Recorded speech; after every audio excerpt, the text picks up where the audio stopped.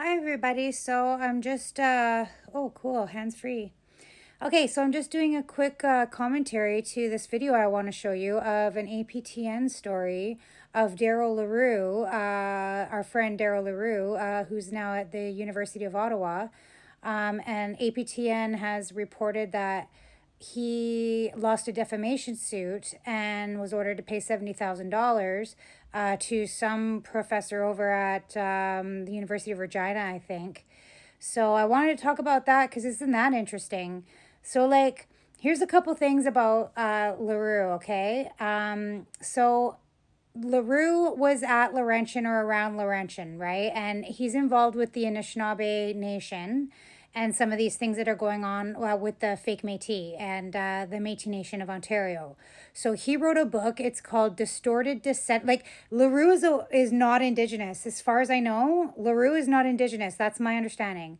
So he wrote, like, he's trying to get famous on, like, this genocide and colonization of Anishinaabe territory by these fake Métis.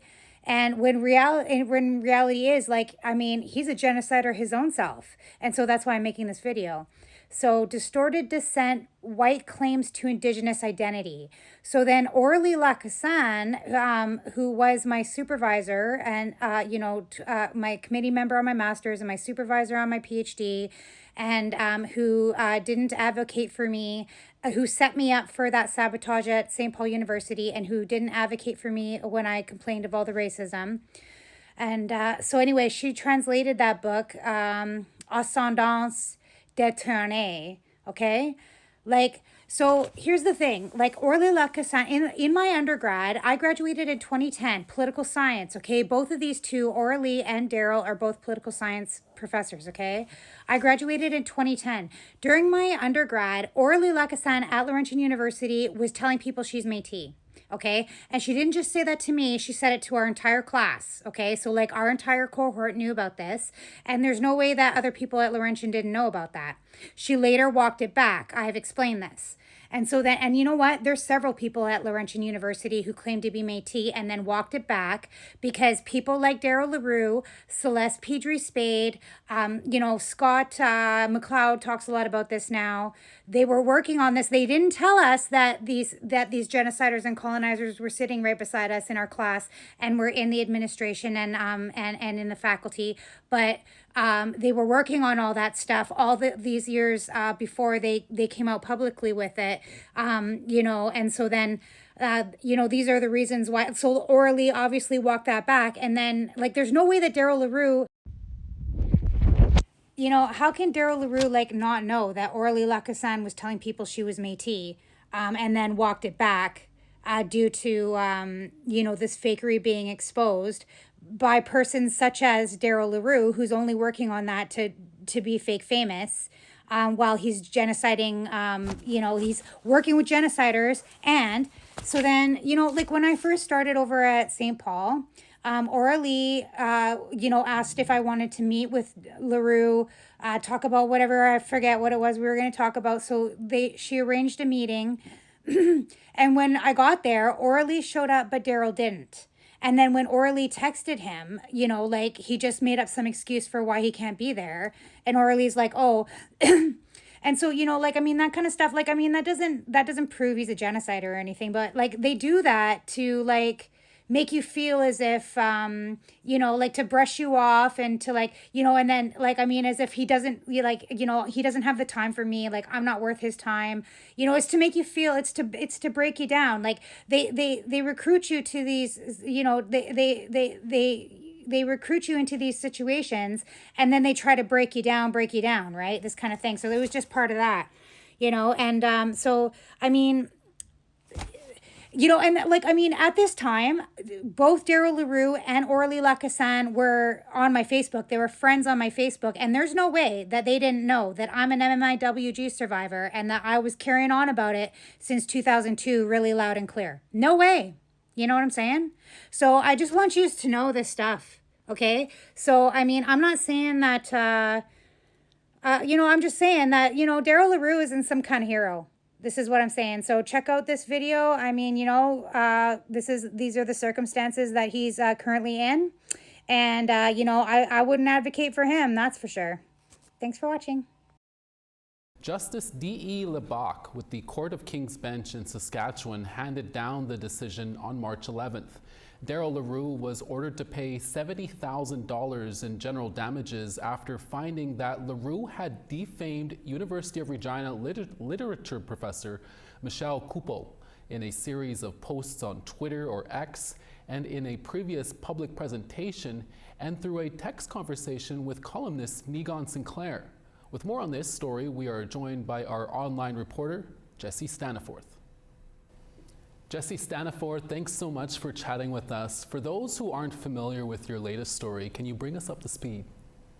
Sure. There was an important decision this week in a case of defamation that had been lodged against Dr. Darryl Leroux, who is a political science professor at the University of Ottawa. Is very well known for his research on what he calls race shifting or identity fraud. And it was lodged against him by Dr. Michelle Coupeau of the University of Regina.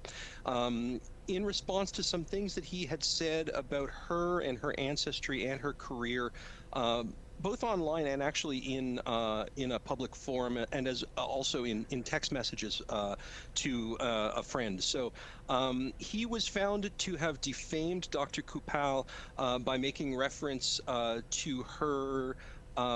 Well, how to put this? He made reference to her committing fraud and to having profited from fraud associated with her identity, which his research had shown was in question, certainly. And in the decision, however, the judge found that at the time that he had made the statements, there was no reason for Dr. Coupeau to have any doubt in her identity, and consequently the judge found those statements to be defamatory toward her. Jesse, what stood out the most in the rules that were presented to you in this story? Honestly, what struck me was the complexity of it. This is an enormously difficult subject when we talk about the issue of pretendians and research into it and confronting it and these sorts of things. And what's difficult about this story is attempting to parse what is being discussed here. And if you look to, we received a statement from Dr. Coupeau's lawyer who said that this is not a case of undermining Dr. Leroux's research into identity shifting, race shifting, or any of that stuff. The lawyer said this is in fact just simply an open and shut case of defamation because Dr. Leroux made claims about Dr. Coupeau that the judge found to incite contempt towards her without basis in fact. Now, we also received a statement from Dr. Leroux's lawyer, and he said, well, in fact, it's more complicated than that, that there's the potential for a chilling effect on academic discourse and especially public discussion about what's called pretendians or race shifting or identity fraud. And so all of that stuff is in the mix here, and certainly this has been a story that has brought out a wide variety of responses already, and there's a great deal of discussion with many, many people involved. Jesse, you talked about it a bit there, but could this decision set any kind of precedent for any future cases involving online allegations like this?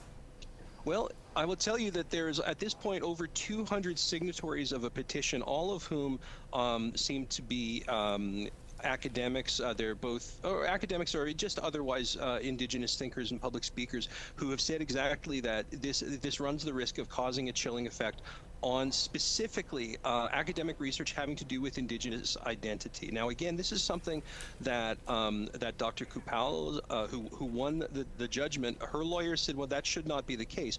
But speaking with other people, they say, well, they're not 100% confident about that there is the possibility that this could lead to greater clampdowns on people discussing the identity of other people, I guess, in a critical manner. And you can read Jesse's full story by going to our website at www.aptnnews.ca. Jesse Staniforth is one of our many web reporters for APTN News. Jesse, thanks for your work on this story, and thanks for speaking with us today. Thank you so much, Greason. Take care.